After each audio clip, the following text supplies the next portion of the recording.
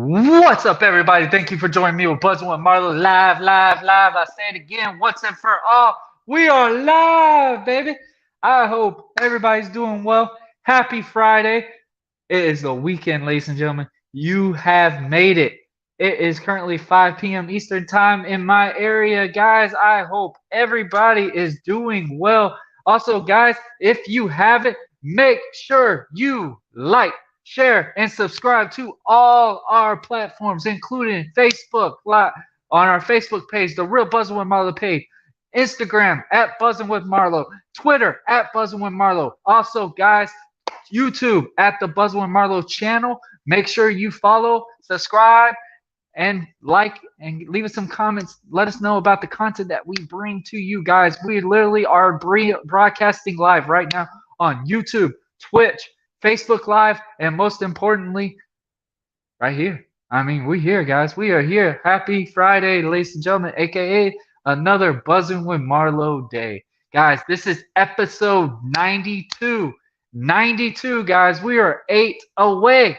8 away, baby. Woo! Oh, man, for the big 100, guys. Also, guys, I hope everybody is doing well. Most importantly, guys, check out our merch. Check it out. Check it out. Check it out. Guess what we got, guys? On the Bonfire channel for the Buzzing with Marlowe store, we have hoodies. If you don't see this beautiful thing right here, check it out. Get it. Get it. Get it now. Guys, also, we got V-neck t-shirts. Very popular ones, of course. And, of course, we got the most popular ones, which still shocks me to this day, are the 3/4 baseball tees. They have been the very popular ones, guys. Believe it or not, that baby blue is literally the one I see the most bought. And of course, guys, we got the basic long sleeves, any size. You pick the color you want. Put in the promo code BUZZ20. You get 10% off of your purchase. Also, guys, we are still into that drawing. Literally the last week of the drawing. What you do is you hit a screenshot. You buy a merch. You screenshot it to me. I give you a shout out. You enter into a drawing. And literally, guys, I will reveal the prize in the next 2 days. What it will be, guys. I'm looking so forward to it. I'm excited. It's going to be a great, great thing. So, guys, go to the Bonfire store. Get you some Buzzing with Marlowe merch. Can't go wrong, guys. Can't go wrong. All right, guys. I know it's been a crazy, crazy week. Your week is ending. My week is just beginning. If you're still new to this channel, I work Saturday, Sunday, Monday, and I'm off Tuesday through Friday. So what I say is I work at a warehouse on those 3 days. Then I'm a stay-at-home dad and a husband on the next 4 days. Like those are my lifestyles. My free time is the gym, flag football, and podcasting. Those are my three my three exits into the world of just me having my time. Look forward to it very much. But guys, I know everybody's excited about my guest. I know everybody's really curious on what this episode is going to be about today, guys. So today, guys, my guest is going to be Eric John. Eric John, motivational speaker. Actually, motivational entertainer. We're going to know the difference between a motivational speaker and a motivational entertainer is. A life coach. He's all about change. He's all about finding the good into outcomes and possibilities, guys.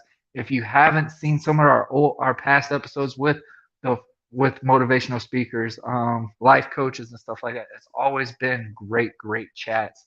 Very, very popular ones. The most downloaded in ways, including my episode last week. Shout out to my boy Aura for coming on, and man, what great visuals that he brought. And shout out to all my guests that have been on the Buzzing with Marlowe episodes, man. I know the ones that were all audio wise. I know they're been messaged me like, hey man, let's get a video one set up. I definitely am planning on doing that really soon.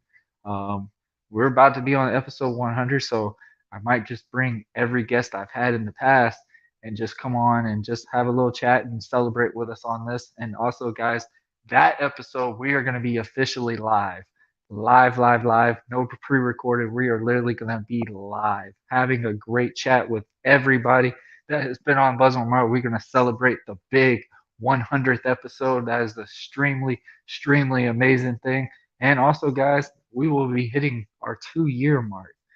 2-year mark in April. So that is a big, big thing we're looking forward to. So, guys, I ain't gonna waste no more time. When the countdown hits 30 to 1, we will be joined with the one and only Eric John. And ladies and gentlemen, the countdown is about to start right now.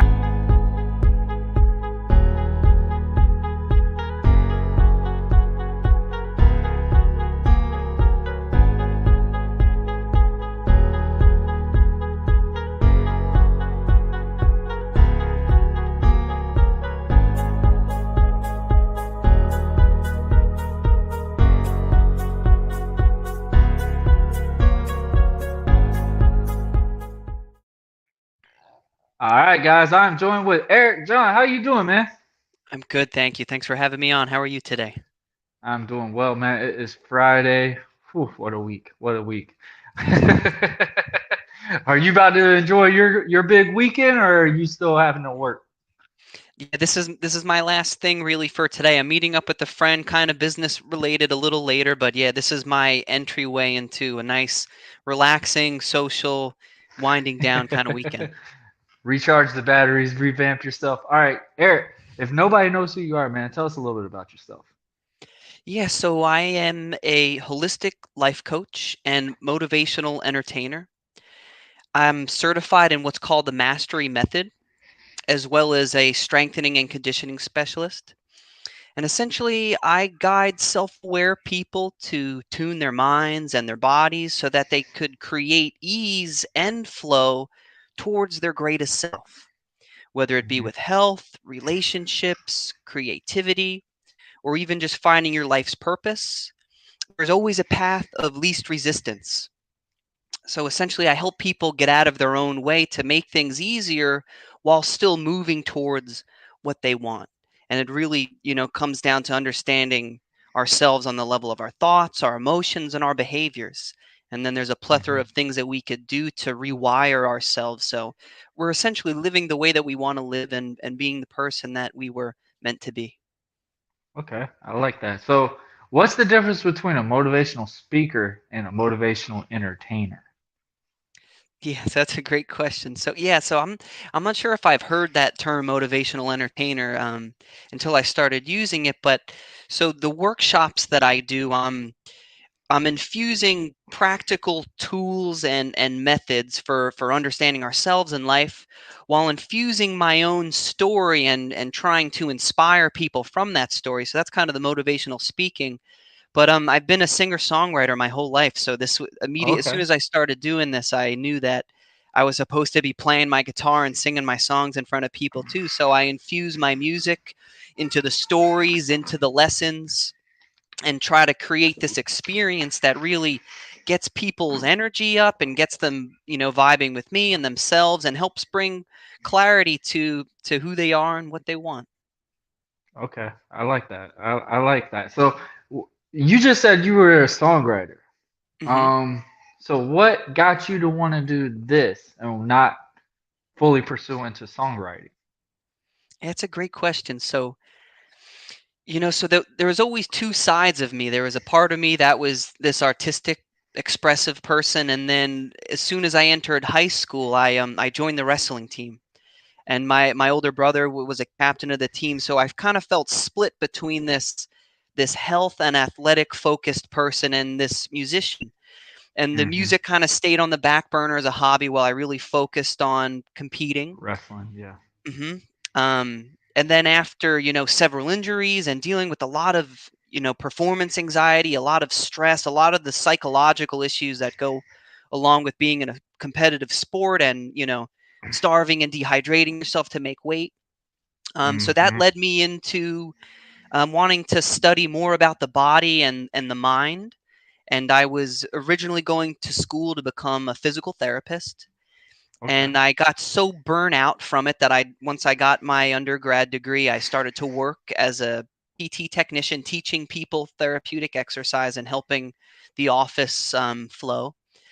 And then I shifted into strengthening and conditioning, thinking I could help people a little more in regards to the mind and nutrition, which isn't really focused on in physical therapy. And then I felt very Hmm. limited. So only like a small percentage of people could be told what to do and do it all and create the change that they want and stick to it. Other people need to create change in a different way. They need to have an inner shift before they could really have that outer shift. Right. And as I'm going through my own journey of understanding my own mind, learning how to curb my anxiety and feel peace with myself and feel complete in and of myself, I experienced this healing process that immediately went into my music. And so the music is continuing to grow. I'm continuing to record and play live. And then as I, realized the limitations, I realized I want to be a life coach, and I have certain life experiences that made me feel very suitable for it. And then as soon as I kind of went through my own training as a life coach, the artist in me came out so much more, the authentic expression.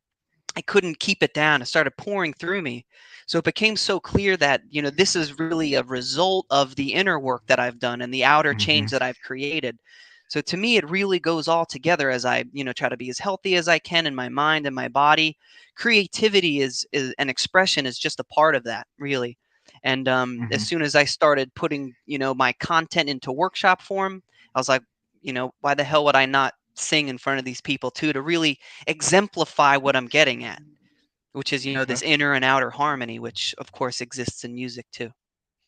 Okay. So you basically adapted. You didn't just stay in one barrier. Like you kept adapting, and like how you just said, like it was throwing, flowing through you.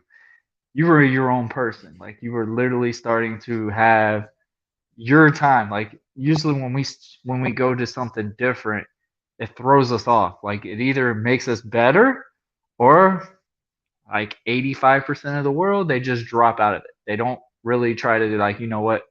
I ain't doing it. I'm content. I'm not going to try to go up to the next level. And I'm pretty sure a lot of people could back me up on when I say like 85% because most of them literally they don't like change. They don't like something being different because everybody's got that when we're in that comfort area. Like I think the best example is say like when we were little and stuff. I mean, my biggest thing is when my mom and them was they would only let me have a soda occasionally. So like when I lived on my own, I drank so much soda, I got sick of it. Like I rarely ever drink soda now because it's just like, man, like maybe my mom was right. Like when I had that soda when I was younger, like, oh my gosh, this is the best soda in the world. But when you constantly have the same thing, it's just like, man, throw that junk away. Like it's this ain't what I want anymore. And this is where you go to look at spring water, you go look at the what's that, seltzer water, which I never thought I would ever drink. That's one thing I do drink with you being a nutritionist and stuff like that, that it actually helps us when you're trying to do like the fasting part and stuff like that. That's actually what helps you stay full without eating so much. And Hmm. I learned that in school. Definitely, shout out to my nutritionists and stuff like that to actually help me pursue something like that. You mentioned something about competitive sports. You were into wrestling. I did professional wrestling. I know those are two different things. I know a lot of people sit there and look at it and go, "That's not the same." The only difference I would say about pro wrestling into the amateur wrestling is we didn't have to worry about cutting weight to make a certain competition per se. Like sometimes, obviously, you wanted to up your weight up a little bit if you're going to go against a heavier weight because you don't want to sit there and get thrown around the ring all day. Like you want to at least be like, hey, I got my standing here now. Like I'm getting more than four moves in this match. Like we're going to be 50-50 at least. So I love how you sat there and said something about amateur wrestling because amateur wrestling is a very tough animal. And it's just like pro wrestling, it is a very toxic girlfriend. It is addicting, but none of it has a purpose to help you in anything in your life. Unless if you just like, hey, don't mess with me. Because I tell people all the time, if there's anybody you don't want to pick a fight with, it's probably a wrestler. You might have us down, but if we pin you to the ground, you're done. Then it doesn't matter if you got the hand or whatever. We don't get tired out easily, and we will wait for our moment to just literally take that little submission and you're done. We're not looking at just pounding your face in. We're literally looking at it as when you tire out, we got you. And as one thing I've learned as a wrestler was like that was a hard thing for me to do was waiting for the hit, waiting for your timing. And it took me a long time. That's why it took me almost 7 months to actually have my very first match because I literally would not. it was so hard for me to wait for somebody to hit me and stuff like that. With other than amateur wrestling, you're going instantly. You're waiting for your moment and boom, attack it. With wrestling, you're just waiting for your back and forth flow. You're trying to tell a story with your body without using words sometimes. And those are the things I would know that's a big difference between amateur wrestling and wrestling.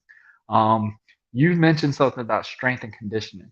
Um, what are some things that you have seen when you teach some of your clients? Like, what are some things that they're really missing as a whole compared to the stuff that you would be teaching them?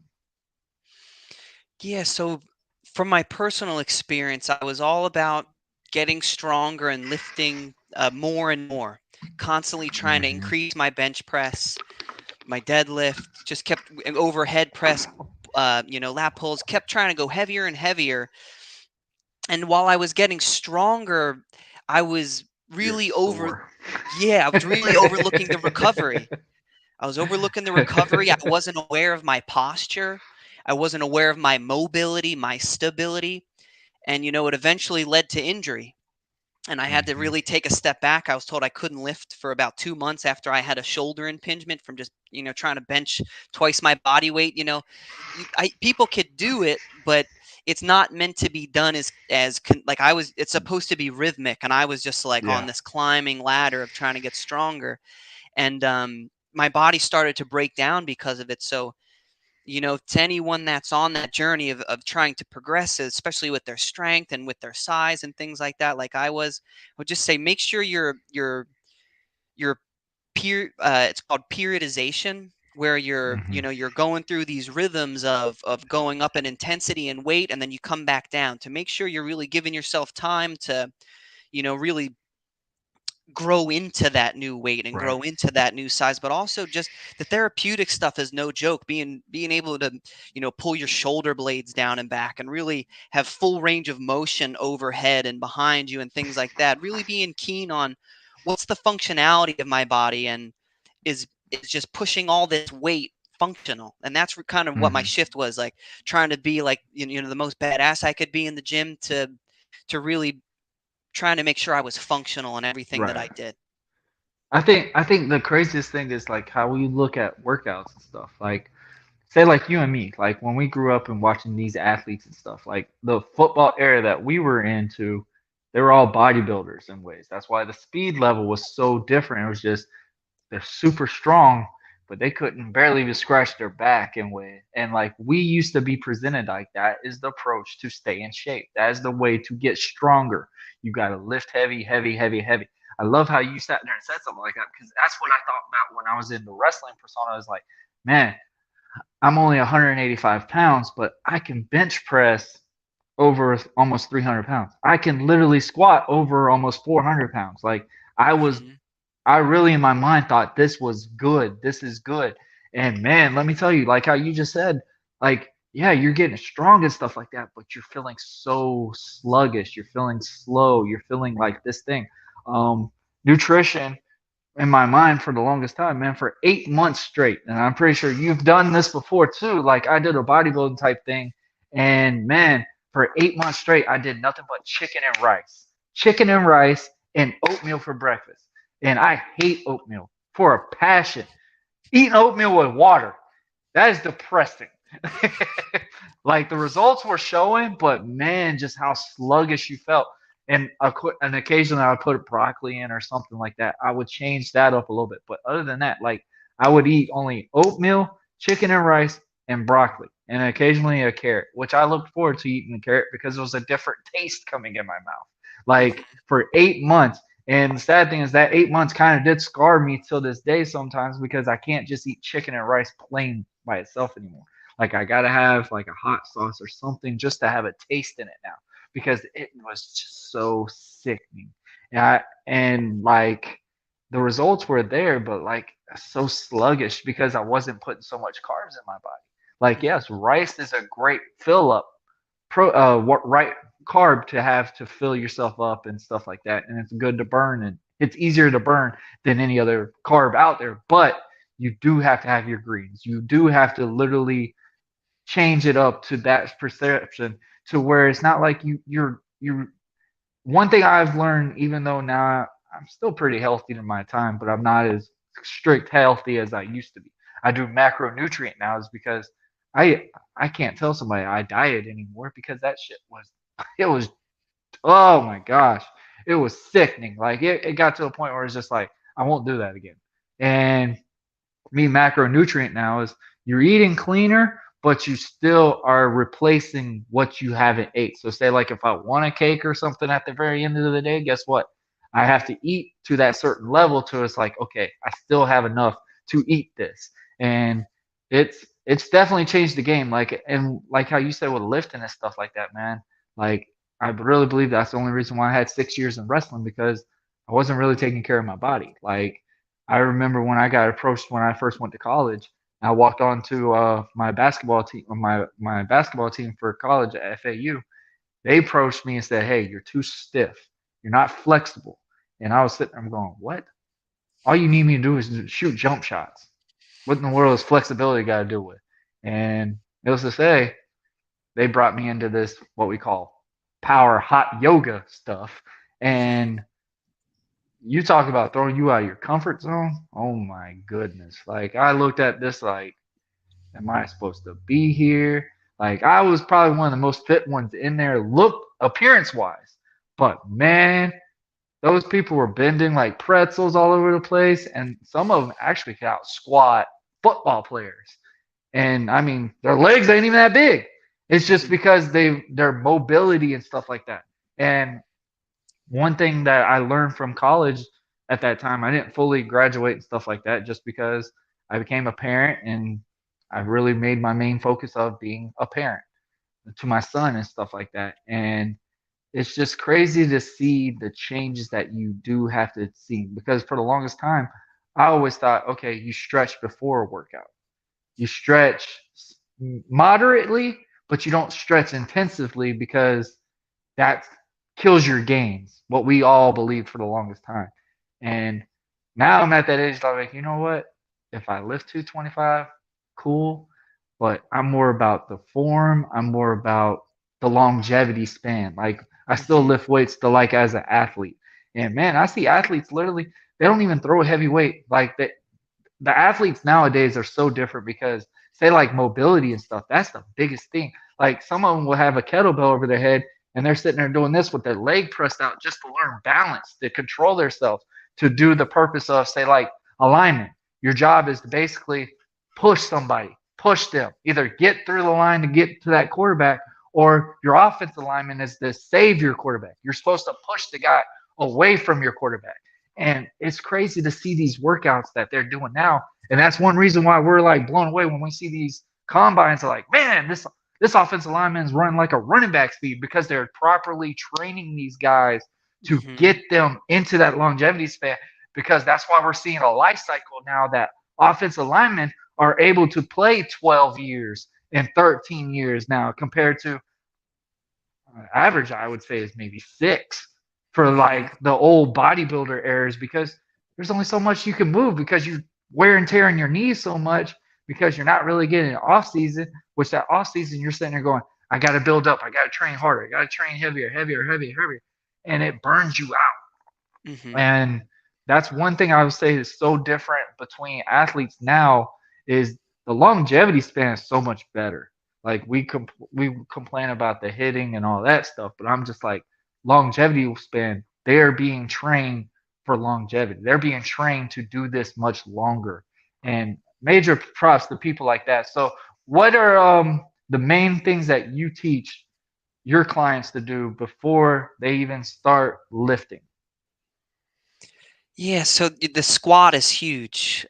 Yes. Making sure that people could keep You want a their butt, you gotta learn that form. yeah, making sure that people could squat all the way down with good form before you really start loading it. A certain depth, keeping the knees a certain width, making sure the knees aren't coming in. And then even if people could do that, a lot of the time people can't keep their back flat or straight Yes. Oh as they my do it. lord. So really helping people mobilize their hips and be able to squat and lunge appropriately with their weight distributed right. before really loading it up. And you could start loading it up and keep the range kind of restricted or limited for safety, but really that squat is so It's the main thing. fundamental. It's the Hmm. main thing. Like I remember in high school, I used to get picked on about not having a butt. Like literally, I would have the flattest butt you could possibly see on somebody, and girls would sit there and tell me like, "You're cute, but you literally have no butt. Like, there's no reason for you to be wearing jeans or anything. Like, it's just slap down, like flat straight down." So, like literally, I learned it in college and stuff like that on squatting. Like, I mean, I'm not the biggest guy. I'm only 5'8". I was 185 pounds, but the one thing that really helped me gain weight was doing legs. Like our body frame, that is what you're going to be able to gain weight and get that strength all around. Guys, here's a tip. If you want abs, you need to do squats. That is the main ab workout that you could do is squats because you're having to move your hips. You're having to activate your whole body. I tighten my core on every workout. That's what my trick is to how I do abs. Everybody's like, so you do crunches and stuff. No, I tighten my core to do the lifts that I do. Say like bench press. You tighten your core. Like people are blown away when I sit there and train people. Like they're like, huh? Your core? We're supposed to be doing back workouts. Like, what's your core got to do it? Core, you can train your core in every workout. And honestly, these are a safer core workouts than your normal crunches because I've had people complain and send me videos like, crunches are the worst that you can do. Yeah, they're not lying. If you're not properly mobility wise and doing the form right, yes, you are harming your longevity span to do these workouts. Like that's why a lot of people do over 100 crunches and they don't see results because you are not doing the form right. You can't cheat the system anymore. And like I used to do when I was younger, I used to be one of those guys that would go on Snapchat and stuff and brag, say, "Hey, you can have your cake and still look good too." Now to where I'm 30, I gotta watch it a little bit. I gotta narrow it down to like, yeah, Burger King is not my pre-workout meals anymore. It's like those are the things like I've had to learn is like you have to you have to adapt nutrition wise as much as you're trying to adapt your training wise. And those are two big things that people don't realize. And I love how you used the approach about squats, man. I preach about that all the time. Like when I would train somebody, I would not even put them on the bar. They hated me for it. So what I would do is put, those big balance bars, balls, whatever. I lean in against the wall and tell them like literally where it's like right there on their back. Hmm. I want them to go as far down to when it's hitting here, and I want you to hold it as long as you can and bounce back up. And I want you to keep doing it until you can't do 9 reps. And they hated me. Oh my goodness, they hated me. Like that one person was sitting there, squat down, pop back up, squat down, pop back up. I'm like, you need to hold it. They're like, what's the purpose of this? I said, if you hold it, trust me, you will thank me in the end. And needless to say, the next day, they was like, man, my legs are burnt out. Like I'm Hmm. done. I can't do it. And I was like, all right. So the next following day, I let them do like arms or something like that because they really believe that they could be that macho person just finally just showing up in the weight room and they're going to expect the Aquaman look and the Superman look and everything like that just because they showed up one day in the gym and the person never squatted in their life, never squatted. The next following day, I had him under the bar. The person did. I didn't never told. I told him to close his eyes. He never could look at the weight. I wanted him to do exactly the approach that he was doing with the ball. He was doing double his body weight in the first week because that ball movement, he was so much the form. Hmm. You already cycled to that right possibility. That's one reason why it was so hard for me and you when we trained because we had different teachings to compare to what we're teaching our clients because there's so many different ways. And yes, we might have good knowledge on these perspectives, but still, there's so many different ways. When you're taught something, that's how you want to believe it. And that's one reason why a lot of personal trainers don't have that longevity span because they literally don't like to change what their training is. And my biggest problem was I got burned out was because I got tired of the people just not listening. Like I could train you out in the gym all you want, But if you're not taking that effort and doing what you need to do in the kitchen, you're Mhm. wasting your time and my time. Like, yeah, I'm supposed to be paid to lie to you and say, yeah, you're doing great when you ate 4 cheeseburgers right after you got done doing the workouts. Like, I'm not built that way. And I told people, like, I'm not going to sit here and do something. When I was doing personal training, I wanted to make an impact. I wanted to make a change to teach people the right stuff. And I felt like I was being a hypocrite if I continued on. And I do help still train people, like when they ask me tips and stuff. I don't charge anybody, which I'm not even a certified personal trainer anymore because I haven't got my certification back in the last year and a half because I kept forgetting. I'm like, oh yeah, you got to renew it every 2 years, and now I actually got to go take the stupid test now, just if I want to get them back. But Mhm. still, like, man, I don't need a paper to tell me this stuff because I've done it. But like I said, like, I didn't want to continue something that I knew I'm bringing a bad vibe to people because I'm having to lie to you just so I can get paid. And that was one thing that made me so burnt out from it. I was just like, yeah, I can't do it anymore because I'm not gonna lie to you. If you're wanting to change, I can do what you need to do in the gym, but if you're not doing what you need to do out in the Mhm. house, you're wasting your time and my time, and you're spending a lot of money on something that literally you're doing to yourself. So that was the biggest problem I had with my personal training experiences. So what are some stories that you've got with yours, man? I'm pretty sure you've had those days. Yeah, very similar to you, very similar to you in that, you could, people could even continue progressing in strength in the gym. They could come up, they get a great, you give them a great workout and it's good, but they're not creating the change that they want to the degree that they want, or they're yo-yoing because those outside habits aren't changing. And you could tell people, eat this instead of that, or do this, uh, you know, do cardio on this day, maybe try yoga on this day. You could give people all these tips and tricks that you think will help adjust the dials in their favor, but ultimately there has to be something else that's really driving it. Like some Hmm. people come into a new program on fire, and that first 4 to 6 weeks, they could lose like 20 pounds. And then like the momentum slows down, one because they don't have as much weight to lose, or there isn't, that beginning change is like when it's really, it's just really high in the beginning and it always kind of Right. trails off as it goes on. But to keep people motivated, they need to feel like they're changing. And what I found was that it was occurring on the level of mind. Our it's what we're thinking that's leading to how we're feeling, which is leading to what we're doing.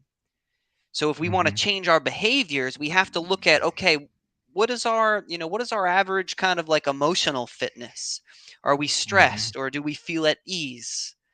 And if we are chronically stressed or chronically doubting ourselves or in a state of fear, whatever it is, any kind of, you could just call it a negative or constricting emotion, you have to look at the mind. What am I thinking? What am I believing that's leading to this feeling? You have to understand the perception if you're going to change that wheel, that Right. cycle of belief, emotion, behavior, result. And it keeps going Hmm. around. So that's really what I help people do, is not only get super clear on what they're trying to create, what their goal is, getting super clear, not just, what does it look like? How do you measure it? But what's the purpose of it? What do you think that'll give you if you get there? How do you imagine you would feel? How would you live life differently from that Right. place? So you really got to root it into something much deeper than just that physical goal of, a certain weight or a certain level of strength. It has to have a Hmm. true deeper purpose. And then as people get more clear and specific, the ego doesn't like specificity, one, and it doesn't like the unknown. So as you help people get really Preach that clear, again. yeah, so as soon as you get really clear, help people get really clear. Some people don't know why they want something until you really coach them through it. But as you help people get really clear on their vision and it becomes like crystal, that's when all the blocks come up. That's when the obstacles come up. That's when the fear comes to the surface. And that's where we create the change. Yeah, we're going to be, using different strategies to change habits. Like, just knowing your willpower is strongest in the morning, or it takes at least, on average 60 days for a new habit to become hardwired. So Yep. there is certain strategies within that, but you have to take people into themselves. Like, what are you thinking? And is it true? And what's the emotion? Does this emotion feel good or does it not feel good? Where did this emotion come from? And you really get curious and explore with permission, but you got to poke around and help Yeah. people integrate that mental emotional block, because it's keeping people from creating lasting measurable change. So you really got to go in, you got to be willing to be vulnerable. And I recently watched something by a woman named Brene Brown. It's like, I think it's on Netflix, called Called to Courage, and her whole thing is about that courage is really the willingness to be vulnerable, and being courageous isn't being without fear. And to Mhm. help people, because no one wants to feel vulnerable, no one wants to No. feel, in that, no one wants to be present with that negative, any negative emotion. So to really help people ground and get comfortable and to embrace these other parts of themselves, which are just a part of them as anything else, just misunderstood. So you help create this understanding on, through a variety of ways, and people unravel themselves. And I'm still unraveling myself, and it's a joy, because it's like you just feel freer and freer, and there's tons of different things that you could do. But as you pick yourself apart and understand why I'm thinking, what's my normal patterns, how do I react to life, how do I navigate life, what are my strengths, what are my weaknesses, right? So one Hmm. of my personality types is an achiever, from this particular test called the Enneagram. And while I'm really good at achieving things and doing things and getting things done and being successful, my weakness is that I don't know how to turn it off, and I burn myself out.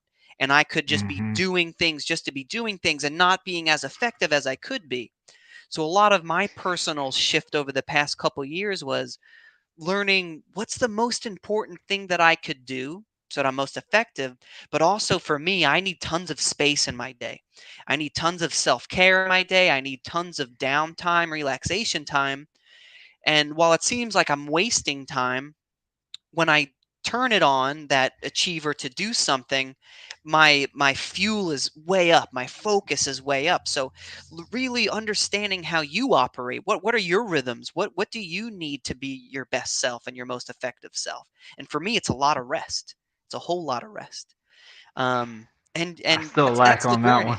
Yeah, yeah. It's tough because we're programmed, right? Especially from being in a sport, you're programmed. You got to go. You got to work harder. You got to keep showing up. You got to do.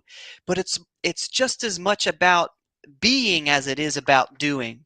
And it's a Mhm. dance between doing and being. And my mentor, Alyssa Nobriga, would say it's like a dance, like doobie doo. You got to have that rhythm. You got to have that jive so that you could keep going. And everything exists in waves. Our heart beats in a wave, our brain is in waves, the ocean is in waves. So it makes sense that we try to get into those similar rhythms ourselves, but understand our own personal rhythm. My rhythm Mhm. isn't your rhythm. We might be able to dance to the same tune, but I'm not going to be able to fully, get into my real self unless it's my song. So that kind of comes into the tying in of music, of like helping people learn how to sing their song as best as they can. And, it's to be really deliberate about it too. It's just, who do you want to be and why do you want to be it? And how could we start right now? What's the simplest thing that you could do? And, you know, it's a fun time. Uh, It's I I could like go it. on and I on like about that. it. Oh, absolutely. I like how you said something about rest. Like, honestly, do you have those moments like when you're lifting? Like, your routine is like, how many days do you usually lift a week? So only two or 3 days am I lifting weights. Okay. Only one day do I go heavy with weights. But two Okay. or 3 days with weights, but mostly body weight exercises I do Okay. now. Okay. All right. Hmm. So I mix my body weight workouts for like my finishers. And I do like 4 to 5 days a week. Literally, sometimes I go 6. it's just you feel so weird on your rest day. Like those are the one things like I've had to learn at age of 30 now is my training has to change because I can't do all the stuff that I used to do. Like when I was wrestling, I started having bad neck injuries and stuff like that was because I was always going. I wasn't literally stopping. And I wouldn't go to the doctor and stuff like that. I mean, people hear et cetera all the time. And past episodes, people have actually seen what happened with my neck injury and stuff like that. Caused me to only wrestle for 6 years because I didn't do the appropriate approach to like how you said we go with the flow. So I would do, okay, what gets me back in the ring faster? Okay, point 4 to 8, not 1 to 8. 4 to 8. That would get you a minimum 2 to 3 weeks at minimum. Sometimes it just depends on how long you were waiting on your bookings and stuff like that. Those were the biggest problem. And like how you just said, you never turned it off. I got burnt out. And that's where all the main injuries were really starting to take effect to me was because why am I doing this if I'm still getting hurt? Why am I doing this and I'm feeling bad? I'm not happy. I'm not doing what is making me feel this way anymore. Like I'm losing the love of what I'm doing. And it's a hard thing to do, man, because when you get into that drought and you rely on something for so long, you feel like you've lost something. You feel Hmm. like you lost your confidence. You felt like you've lost your characteristics. Like people tell me all the time, man, you're so funny, you're humble, you're easy to talk to and stuff like that. 3 years ago, it's not the truth. It's not the case. Like when I had to drop out of wrestling, I'm not saying quit because when I say quit, that means I failed it.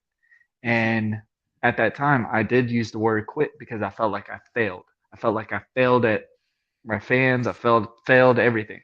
And when I look back, I'm like, man, I had a fun time of my life.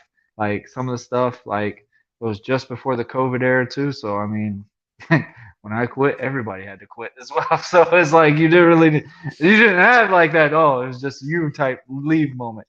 And maybe time will tell. Maybe I'll do one more or something.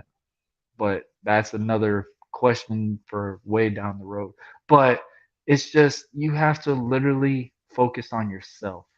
And that's one thing I tell people when they go to the gym and stuff like that. Focus on what you're looking at.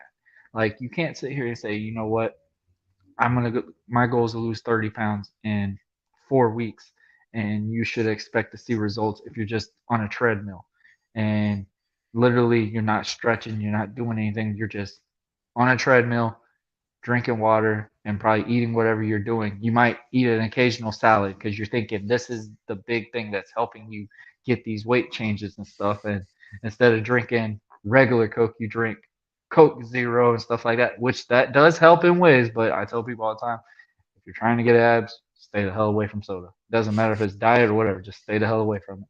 Like I have an occasional soda, but it's very rare. I mean, I'm more of these drinker type things just because it's not so much caffeine, but it's like also it still helps me get up. Like how I say all the time, I have trouble sleeping because I work night shift on 3 days and then I'm Hmm. home all the time. And the funny thing is, like I tell people, is I'm off 4 days a week, but I'm a stay home dad in ways. So literally, when my wife and my daughter goes to bed, that's when I get to go and have my time. So of course I'm gonna stay up late because that's my time. That's my time just to decompress, do what I need to do. Sometimes I even put myself. That's why I like to overbook myself too because it makes me feel like you know what, I'm having a purpose and stuff. And like how you said, it burns you out very easily. Like I had that experience last week after promoting a concert for the last 2 to 3 months. And when that finally happened, I was like, you know what? I'm gonna take a break this week, not do Hmm. an episode, nothing. And I felt like I was failing people because I'm like, dang, always showing consistent work. I'm always doing this. And then when I didn't, I'm sitting there, I'm like, man, it's kind of like how when I have that rest day at the gym, it's just like, I think I need to go to the gym. I think I need to do something just involve mental. And one thing I've actually approached, which I'm very proud that I've done now, is I put some type of stretching in every single day. I kind of try to change it up sometimes. It's just sometimes it just the downward dog thing just makes me feel weird at times. That is like, why is that going to be the main stretch everyone's got to do? But it does have a major purpose. It's for core, your hip mobility, everything like that. And it's just cool. It's crazy to see like stuff like I look on YouTube all the time. I like the guy Obi Vincent. I like the approaches that he brings and stuff when he talks about like mobility stretching, which he does CrossFit, and I don't do CrossFit. I don't believe in it in ways which if that's and this is one thing I took a step back and realized on some people because like I've had this experience with my sister-in-law and stuff like I know you've heard of the new fitness industry called Orange Theory and where they're in that little room and they're burning out all their calories. They're on a treadmill constantly doing like maybe 2 or 3 sessions where they lift weights and then doing straight cardio, which that's fine and dandy. But and and I used to knock it, and I used to tell people, you know what, that would be my rest day. I would literally just go in there just to burn off calories and do something like that. I wouldn't do that every single day. That's kind of like with CrossFit. It's cool to do occasionally, not every freaking day. That's why a lot of these guys, yeah, some of them have that look, that physique, whatever. That's because they're doing the stuff that they're supposed to be doing in the kitchen. And you could tell which ones are doing that and the ones that are just lifting and eating pizza after it. So it's like those are the differences. But I also had this approach. It's like, you know what? They're making that change that they want to do fitness. So if that is the approach that they are wanting to be in the fitness world, who am I to shame that? Hmm. And that's one thing we have learned with this world right now is I say it numerous times. People look at fitness like how it is in window shopping. They look at it, they want to be that, but they don't want to do the hard work to get there. And I think the best example people look at, say, like superhero characters in movies, and they're like, they had to do steroids to get that way. Like they don't know the hard work that some of these guys like Chris Hemsworth. I praise the workout ethic that he done, and even Chris Evans because Chris Evans hates going to the gym, and he played one of the most guys that I know for a fact in the cartoon mindset when Stan Lee wrote that is he wanted a bodybuilder type look guy that literally would constantly be that guy that looked like he came from the gym. Captain America. And when you hear Chris Evans saying, I only train 2 days a week, and but the nutrition is what made him go for it, and he hated every bit of it. But now, since Captain America is not approached on TV anymore, Chris Evans talks about how blessed he was to be that character because it took a lot of work for him to get that way, especially for him to only go to the gym 2 days a week. That blew my mind because I'm like, he looked like that, and I'm at the gym 5 days a week to look like how I look. And it's just differentiates. It shows what type of training works for people. And one thing I've learned at my age now is, man, like how you just said, you're only working out heavy weights 1 day a week, and you're alternating weight wise 2 to 3 days a week. There's 7 days in a week, so that's telling me right now, you you put pressure on the body for one full day after you basically have stretched your body through all the other workouts. So one way I've done my workouts, and shout out to my boy Thomas Hatton, he wrote my program is he wants you to, for warm up weights, you would do the bar, obviously add 10 to 15 pounds every single time. You keep doing it until you couldn't get 30 reps. That's your warm up set. Then you go to 12 to 20 reps. And if you can't get over 12 reps, that's it. That's your stopping point. But you keep going until you hit that weight. Like, I think that's the best type of workout compared to, 4 to 8 reps because you're looking at hitting 8 reps. You're not looking at to hit an extra 9 or something like that. That's where people get that plateau moment because you're not really giving everything you have. I used to be like that. I used to be that guy, 3 to 12 reps, because I'm looking at it as like, oh, this is my third set. Thank goodness I'm almost done. I just got to hit 12 reps. Just get 12 reps. But man, when you put that in your mind, that's all you're going to get. You're not going to excel. You're not going to push yourself to go more. And my training now, I don't look like I used to, but size wise, I've put it on because I'm doing that extra level to get to that personification, to get to that standpoint. Like, so when I'm out of the gym, man, I'm drenched. Don't matter if it's an AC gym or what. I prefer that old school warehouse looking gym, which I know for a fact my wife would never even manage to go there. And I know a lot of people would sit there and not even take an effort to go in something like that because it's just like dirty and stuff like no, that would be like my look at when I go to a gym. Like I tell people my rest day is I go in my garage, it's hot as can be in there already. I'm not putting a fan on. I have a weight set in there. I'm going to do as many reps I can do in 20 minutes. 20 minutes, I'm going to do a straight circuit and I'm going to keep going until I can't go anymore. And then after that, I'm going to go and stretch, get myself right, and I make sure I'm downing water because that is going to be the big key. People don't realize water is your major diet. You drink enough water, you're not going to have those munchies and all that stuff. That's the big thing that I Hmm. had to learn for the longest time. I'm drinking almost 2 gallons of water a day. Sometimes that makes you Wow. look bloated in ways too. That's why you do different type of things to alterate it. And that's where the chicken and stuff like that goes into. And I'm starting to realize now I'm going to have to take more supplements just because now I'm getting older for joints and stuff. Regardless of the mobility and stuff you have, you're still putting so much tension on your body. Supplements is what looks at to that way to help you get that extra mile and stuff, which I don't always praise like, yeah, you got to make sure you take supplements. Make sure you're doing stuff on your own before you have to control that. So say like Hmm. I'm not a seafood eater, so guess what? I'm having to take fish oil. I'm having to take stuff that I would get off of seafood nutrients that way. And I used to be not into vegetables a lot, so I'd have to drink a big old nasty cup of greens. And man, that is a misery of life. So I made that approach of like, you know what, I'm gonna eat broccoli and carrots because I'm not drinking this cup every freaking day anymore.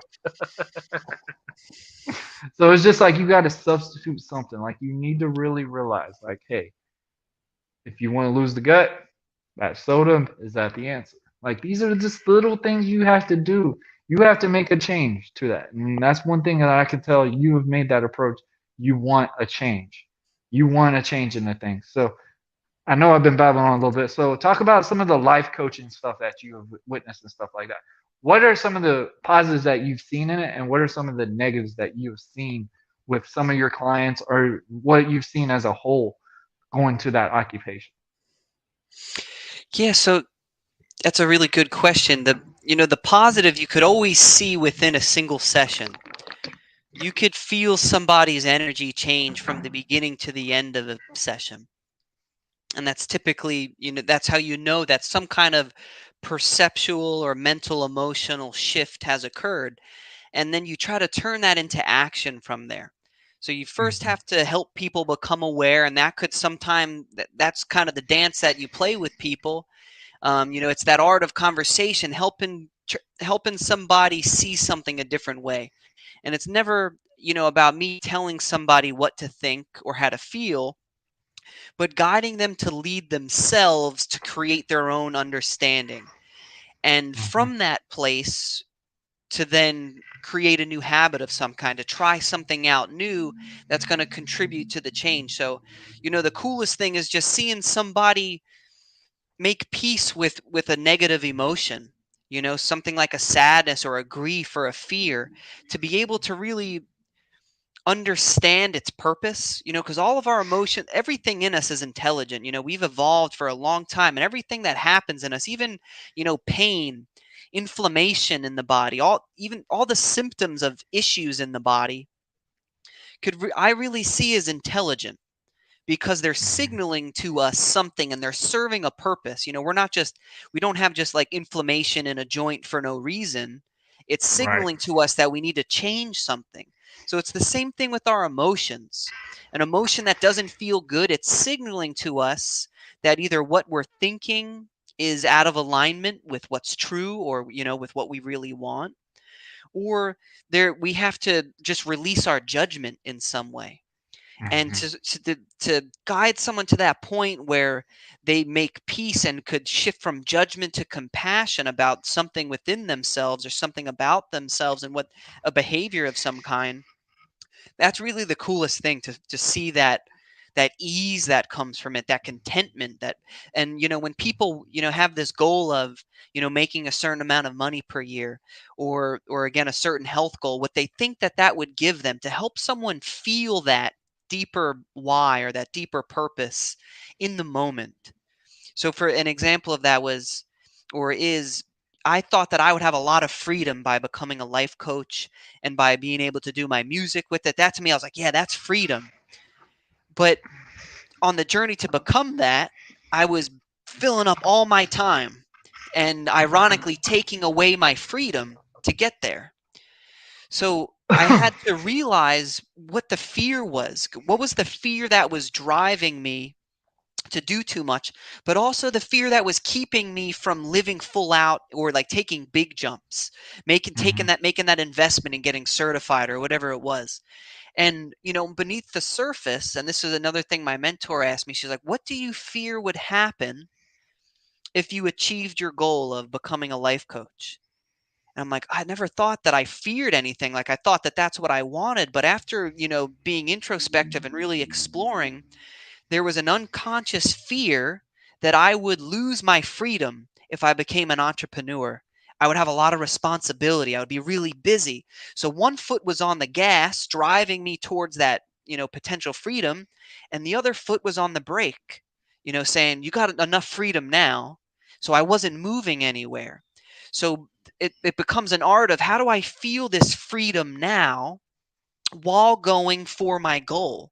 So, to bring it back around, to help someone really experience within a virtual call or in person, whatever it is, to feel that thing that they want so dearly, or they think that that outside thing will give them, to help them feel that right now, to help them embody it, and to really own it and realize that they have the power to have it right now, what they really want.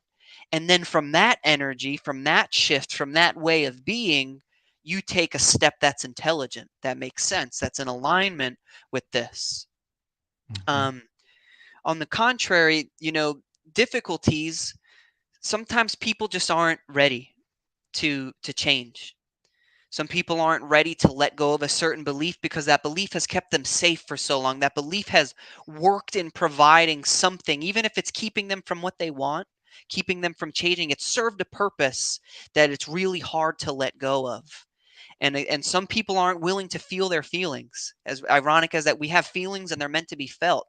Most people go into their, when we feel something uncomfortable, we start thinking about the thing that we think is making us feel that way, rather than feeling the feeling. So those are a couple obstacles. People that aren't ready to shift, and you want to push, and because I'm an achiever, I could project that onto people. Like, I'm like, oh, they could be further along if they just made this shift that I see the potential of. So for Right. me, I really need to sit back and let people change at their own pace, and just keep holding space for people. They'll change when they're ready.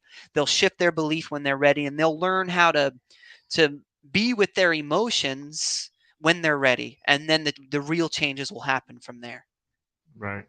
I like that, man. I like how you brought that perspective because I love how you sat there and said people stay in a comfort zone and a lot of people don't know how to progress up.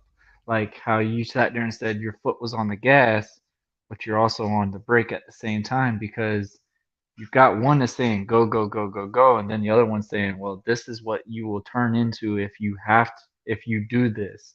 And that's one thing that I've noticed with celebrities just in general. That's why they get burned out so much with paparazzi and stuff like that because they're constantly in their face and they're doing their dream. Like when they do a movie, they win an Oscar and stuff. That is their main moment. Like people going to their screening and stuff. That is their moment. That is them making realization. Like, you know what? Maybe it's not as bad as I'm thinking. And then when the paparazzi and all that starts showing in their face, that's where that just goes. This is getting old. This is ridiculous. Like I'm a human being like everybody else. Why are you in my face constantly 24/7? Why is my life so responsible for your making a merch off of me? Like you're making money off, you're getting paid to interrupt my life. Hmm. Regardless if it's good or bad, you're going to make something out of my life because of what you put into a tabloid and stuff like that. And that's what causes people to have that burnout moment. It causes people to go, man, maybe this job ain't for everybody. Mhm. And I love how you sat there and said something like that because that's how I felt with personal training. Like I said from the beginning, I felt like I was being a hypocrite continuing on being that trainer because I could teach you in the gym, but when you're outside of the gym and you're not doing your work, that's on me because you're paying me. So you're thinking that I'm responsible for you to be, I can do workouts and stuff, and but I can still eat what the heck I want. And that is a very different differentials, and that's what those negative vibes come in. And you go, what? This ain't it. Like all sunshine and rainbows. Like everybody has that honeymoon stage to choices, and I think the Mhm. gym is a great reference to it because when you first start going to the gym, you see results instantly because your body is not used to you doing stuff like this. That's where you get those early gains, like I call it. I call it the honeymoon gains The because honeymoon they game. show up when you keep going, you don't really change up anything. It just continue to show what that is. Like literally, I tell people all the time, if you were one of those guys that never go in the gym and you start working out, whatever, people are gonna notice your changes compared to somebody that's been in the gym regularly. Because my wife all the time, she'll tell me all the time, she's like, "You look the same that you've done when we first started dating." Because she's seen me all the time. Like there's nothing that's really been different. I've always been active. I've always been a workout crazy person. I tell people all the time, I'm definitely a gym rat. There is no ifs, ands, or buts. I'm a gym rat. There is my stress reliever. It's stuff like that. Like how we just said our purpose. For the longest time when I was younger, I felt like I needed to be stressed to go to the gym. I felt like my workouts were getting more advanced while being stressed because I have an incentive to be in there and go hard. Like how we say, go hard in the gym and lift as much weight as we can. And if I was pissed off that day, you bet your butt I'm going to do deadlifts just so I could slam weight on the floor all day. Like those are those little purposes that I felt like I was looking forward to.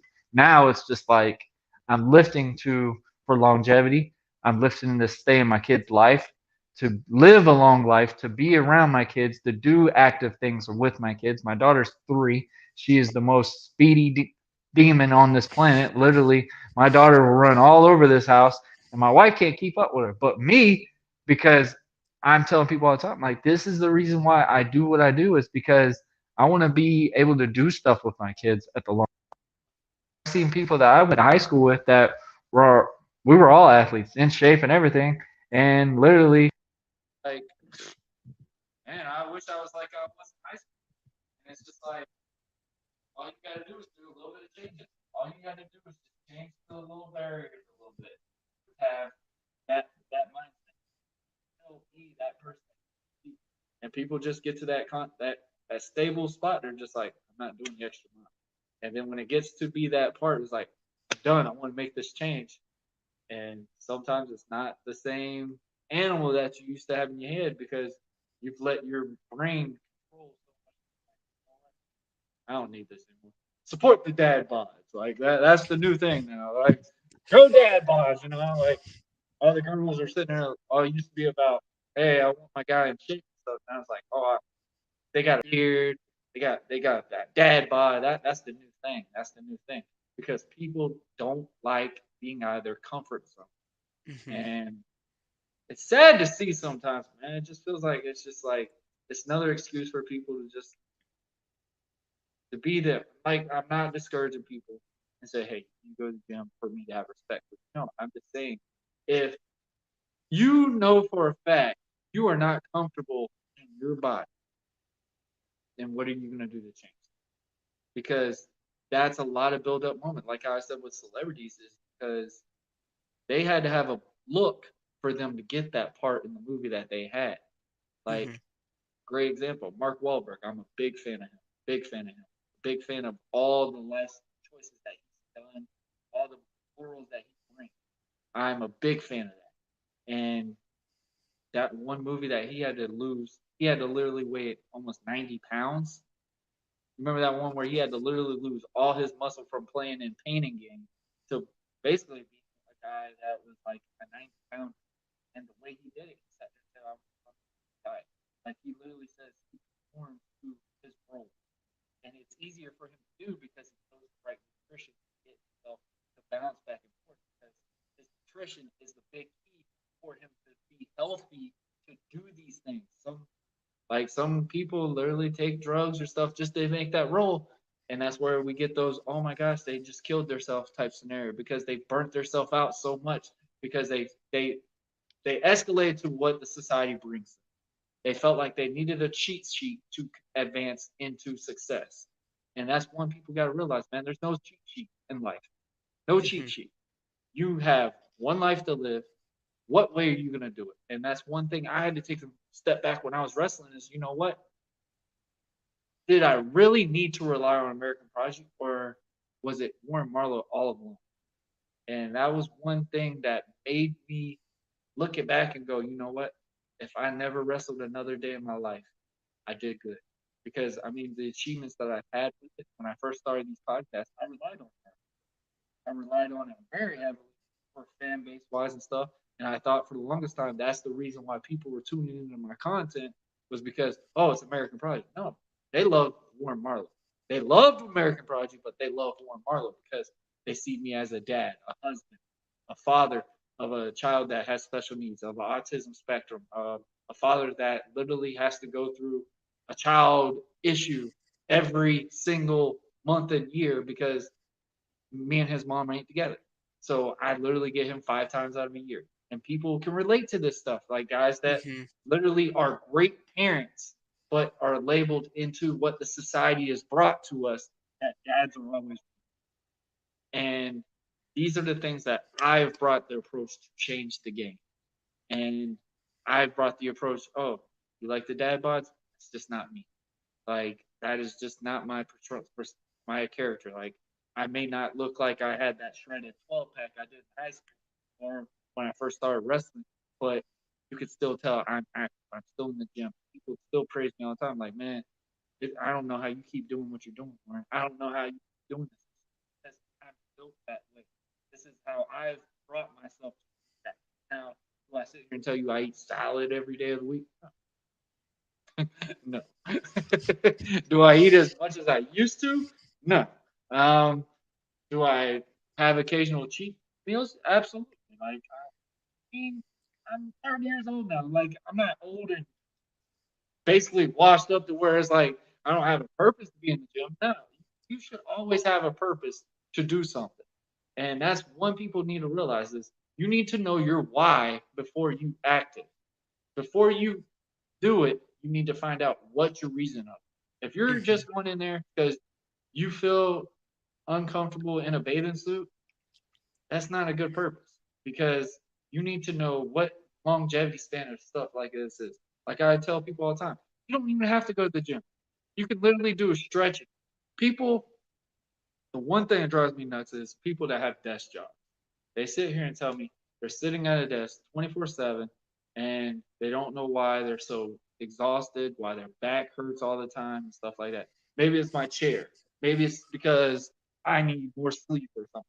No, it's just do the little things. You can have those stands.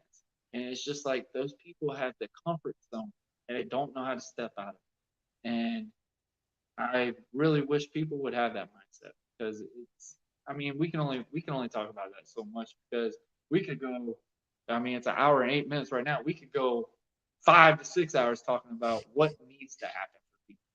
But people are different. Everyone's different. Everyone has a different type of level, and it's just a matter of what you want.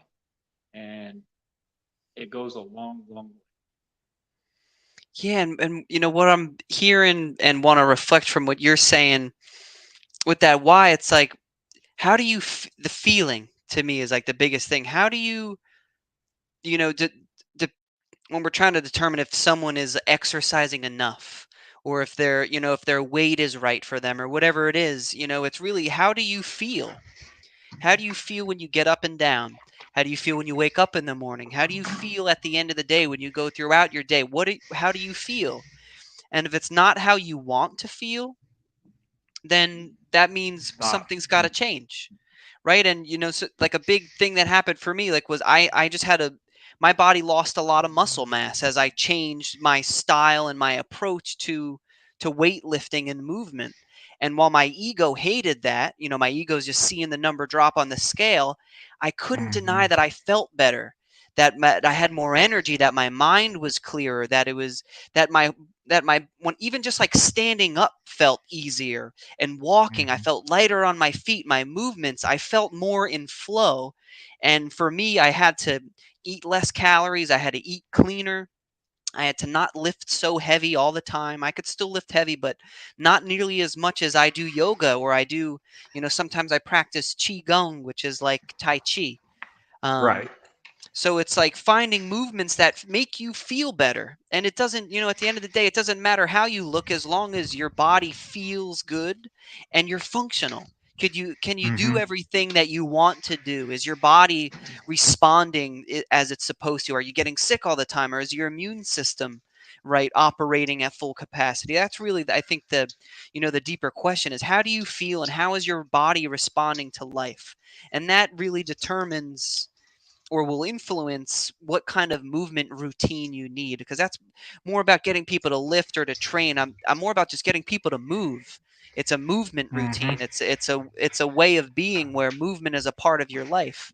And that's been my personal biggest change, and that's something that I hope that other people get more comfortable with. It's like, I don't have to lift every day, I don't have to run however many miles every day. I just need some kind of movement that gets my heart rate up, that makes me breathe a little more deeply, and that gets me feeling better.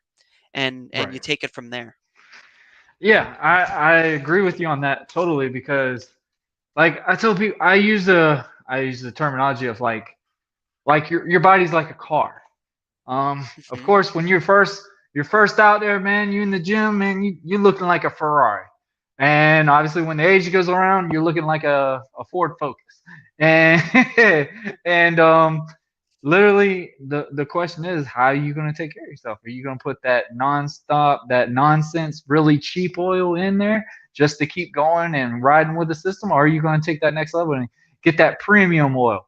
And yes, it might cost you a little bit more and you might have to work hard toward it, but Mhm. the long run, it's what helps you, it's what saves you, that's what keeps you going.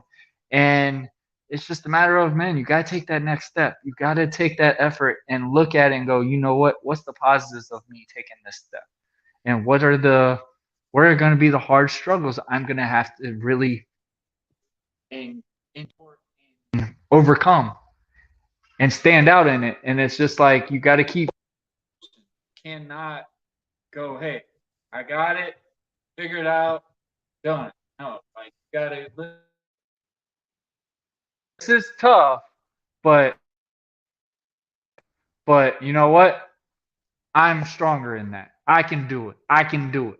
And it's just like you just got to take that embracement. And those are big things. And people will realize. I know people sitting there going, when he's referencing a car, and they're like, you know what? That's relatable. I can understand that. And I actually got that example a couple episodes back when I was talking about it. And it was a personal trainer on there, and he was like, man, that's the best way to approach it and talk about it, was just based off of a car, because people have that mindset. Not when I'm sitting there talking about, well, when you're a bodybuilder and stuff like that. That's not what people are entertained to know anymore. And we get these seasonal celebrities that everybody loves to talk about. I want to look like, when Baywatch first came back and Zach Efron looked the way he did. I want to look like Zach Efron, but I don't want to take steroids and I ain't eating as much seafood that he ate. So guess what? You're not going to get that. Even if you did that type of training, are you still going to do exactly everything that Zach did? Fast for a day, get himself right to get that nutrient. He even tells you to this day, he was very proud of it, but he would never go to that type of shreddedness again because how miserable he was doing it. Yeah, it's And not sustainable. it's not. It's you. I mean, good lord. I remember the lowest body fat percentage I ever had was 3. And man, that is sickening. It is so hard to keep. And I give people props if they can go under 5. Props. The minimum I will do now is 10. 10% body fat because it's just like I'll go to 8 sometimes. Like obviously summertime's coming. You want to see your rib cage a little bit more. Some personas like that, but I will not go no more lower than that because it's just miserable. It's sickening. And yes, it looks great. That's why people, when we sit here and take a picture and people get mad, like, oh, that's just conceited. No, that's being proud of what you've accomplished because in the next 2 days, it's not going to look like that because I know for a fact I'm about to down at least a donut or something because that is just hard to keep. And it's just that you gotta figure out like what are the positives and negatives to it. And sometimes, guys, even getting very healthy, there is still negatives that happen with it. High blood, high blood pressure, high cholesterol problems and stuff like that. Because guess what? You have had that mindset, hey, I'm in that bulking stage, I can eat whatever I want. And then guess what? You go to a cardiac problem because you're not putting any cardio in your system. That actually got to a realization for me for a while because I used to not even care what I ate as long as I went to the gym. I'm doing what I've done. Now I'm at that age where greasy stuff is really hurting my stomach. Like Mm. one food I definitely got to stay away from is Chinese food. Like I really feel like I'm somewhat allergic to it because it is misery after I eat it. And it like sometimes you feel good when you eat it. I feel terrible when I eat Chinese food. Especially one of those little Chinese takeouts, like yeah, they're cheap and whatever, but it's like, did I need to eat that? Did I really need to put that in my system? But I mean, in my mindset, we bought it. My wife got it. Don't. But it's just like, you feel like crap. It's, and did I have that?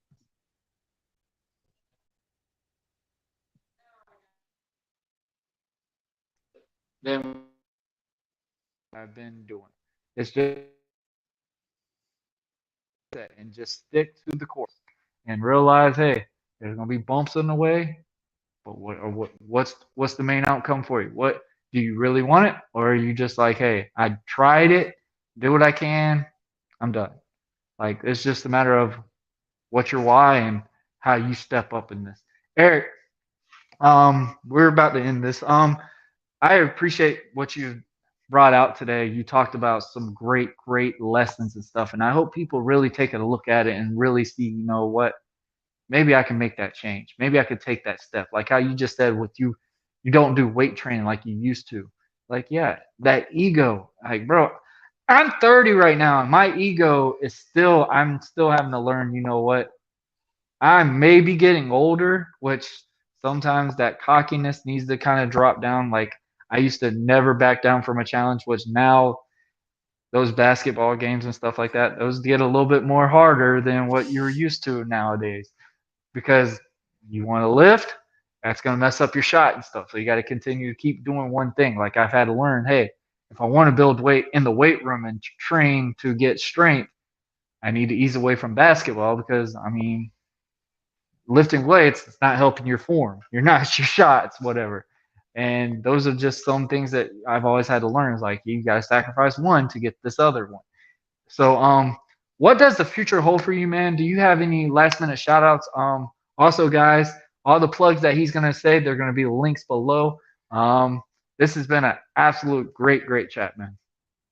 Yeah, thank you. No, I can't think of anything else. The I guess the only thing I can, and this will be in the link below, but kind of the brand that I'm operating under is called Easenflow, and that's EZENFLOW, and that link will be provided. But it's this philosophy of making things easier and more fluid and more in rhythm with who you are, in order to get to what you want and to create that change more effectively and not to be redundant, but more easily.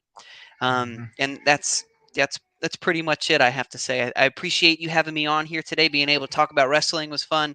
Weight training, kind of the transition of my profession, and I hope that the listeners today found some valuable information in all this.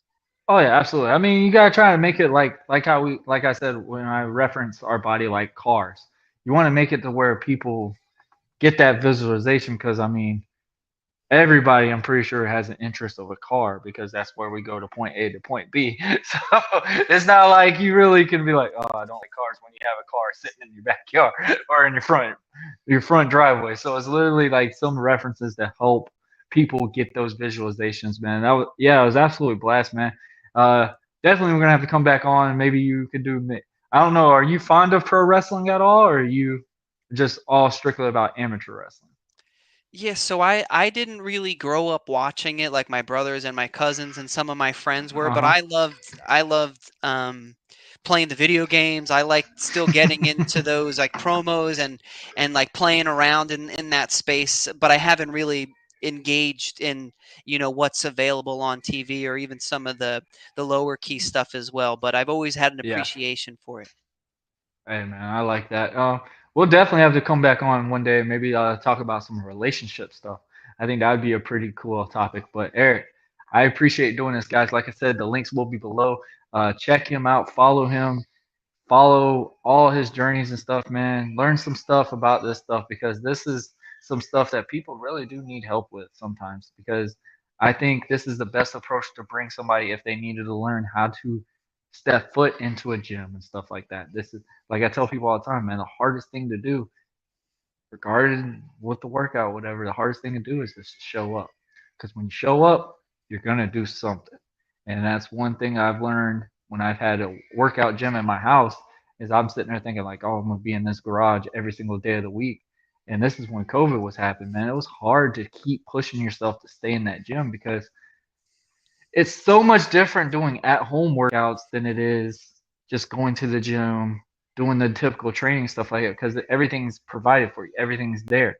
So when you had that shutdown moment and you just literally only got what your mindset is from your personal training aspect, that's where you got to get step outside the box and realize, man, I got to change it up. If I maybe I'm gonna have to do more reps than I'm used to going to a normal gym, but and obviously the results are going to be a lot different because yeah, you're going to look active, but the shredness and stuff like that was kind of hard for anybody to just continuate knowing that they were only able to lift at their home because you only have what you can do. And like how you said, change your thing with body weight, man. My ego, oh my gosh, it was punching my skull every single day when I had to just do body weight workouts because I'm sitting there, I'm like, man, I was so used to bench pressing something now, and it's just like, I'm just doing 120 push-ups every day. It's tough. But we got to adapt, right? We got to adapt to the Yeah. conditions. And So that's now that what it's I've about. cross-utilized body weight workouts into my weight training now, so it obviously has its purpose because now I'm sitting there saying, you know what, body weight workouts are going to be my finishers. And let me tell you, man, on a chest day when you're doing body weight workouts and the three variations of push-ups, you are dead after that workout. Literally your arms are like you've activated every little possible thing in your body from it. That's why I tell people the best full body workout is the push up because you're working your abs, your core, your glutes, your hip mobility, your posture, your shoulders, your arms, your triceps, your neck. And that's one thing I did have to learn after I got out of wrestling was like because I did have a real bad neck injury is a lot of neck movements because what I used to do was neck bridges where I just pop up and stand up on my head. And Same. man, those used to be oh lord, yeah, that was the amateur wrestling training basically right there. Hmm. That's what I tell people. If you ever wanted to get into wrestling, train your neck. Neck is the biggest thing. So when I got there like this, there's a reason that saves you in longevity wise for that sport. But Eric, I appreciate this, man. I know I've been babbling on for a while, but guys, like I said, the links will be below. Check this man out. Check him out. Hit him up. Do what you need to do to find out your why. Because man, this has been a great, great chat, Eric. Like I said, I definitely would love to have you on it again, and we would do like maybe talk about some things about relationship wise. Because I remember that was one thing that you wanted to bring approach of this episode, and I know we got carried away with something else, but this was absolutely a great chat, man, and I appreciate you doing this. And I hope you have a great, great rest of your day. Thank you so much. Same to you. I'll talk about anything and everything. Hey, awesome, man. I'll definitely take you up on that. Have a good one. You too. Thank you. All right, guys, time to get going. Q. First and foremost, I'd like to thank Eric and John for coming on today, having a great chat, talking about life itself, man. Talk about workouts, work ethic, and stuff, and just use those examples to bring a big hole into mental health, vulnerability, stuff like that. It has helped make these approaches. But, guys, hope everybody enjoyed this episode. Like I said, guys, beginning, if you haven't, make sure you like, share, subscribe, follow, do what you need to do to stay updated with all our content. Buzzing with Marlowe out every Friday, 5 p.m. Eastern Time. We always go live. It's the new episode, one episode a week, new guest, new topic every single week. This is episode 91, guys. Round of applause. Thank y'all, man. This has been a major, major thing, and we're almost to our 2-year anniversary as well. So, guys, I hope everybody does well. Also, guys, I want to do a quick plug in. Every Wednesday, other than Friday, when we're on the 11:30 podcast, Talk Pro Wrestling, we are joined with my boys Shiz Linksky from Off the Top Ropes podcast, my boy Dre on Wheels from the 11:30 podcast, and as you could see, we are called the Commission. We are 3 podcasters as one. Obviously, everybody knows my background. I was a pro wrestler of 6 years. These guys, Shiz actually was in the ring. He actually trained a little bit. Dre is just a big wrestling fan. So, guys, 3 podcasters into when we talk about pro wrestling, we talk about the NBA, NFL, baseball, whatever. You name it, we talk about it. We talk every week on Wednesdays. Commission talks at 5 p.m. on YouTube. Like I said, on Off the Top Ropes podcast, we do live on YouTube and Twitch. And Buzzing with Marlowe podcast, we do YouTube live and Twitch. But guys, like I said, Talk Pro Wrestling is on Fridays at I think 11. I think 11 or 1. There's 2 of those different ones. But guys, if you haven't, make sure you like, share, and subscribe to all their content as well. Guys, follow anybody that does a podcast or any type of dream that they want to do, man. Follow it. You won't realize how much of an impact that does help somebody to pursue their dream. Major props to every guest that I've had in the past, and especially to Eric as well, because guys, this is definitely a humbling moment every single week. Like I literally enjoy doing this, guys. I showed the camera down a little bit. Check out the merch on the Bonfire Shop, guys. Type in Buzz20 into our link as well. The link is below there. You type in Buzz20, you get 10% off on your merch, guys. Get you some awesome.